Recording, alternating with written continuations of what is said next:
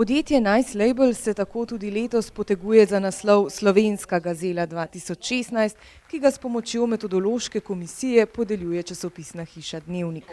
Šenčursko podjetje jo je s svojim razvojem in uspešno tržno naravnanostjo prepričalo tudi letos.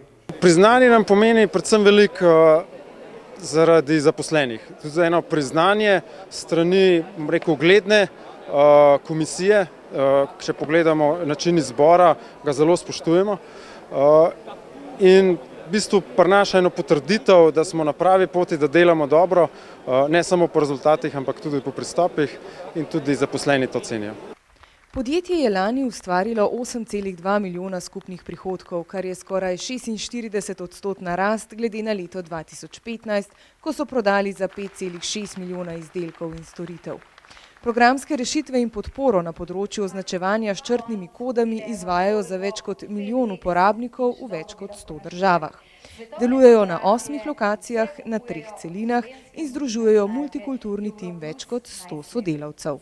Spremenilo se je ogromno, kot vsako leto. Imamo že kar trend sprememb, imamo še 25 novih sodelavcev po celem svetu.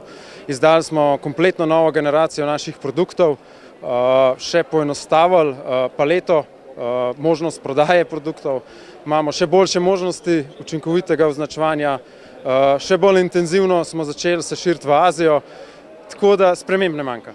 Tako kot vsako uspešno podjetje, tudi Nice Label temelji na dobrih kolektivnih odnosih, s katerimi bodo v prihodnje uresničevali svoje cilje.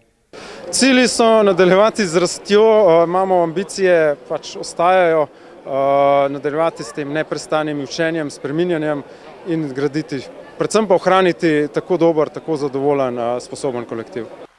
Matej Košmerl je prepričan, da je vnovično sodelovanje njihovega podjetja v izboru Slovenska gazela pomembno ne le zato, da svojim zgledom potrdijo, da je mogoče v Sloveniji uspeti in prerasti v globalno uspešno podjetje, pač pa da dokažejo, da podjetja, ki postanejo gazele, dinamično rastejo tudi pozneje in jih ne začnejo množično obiskovati inšpektorji, kot je veljalo še pred nekaj leti.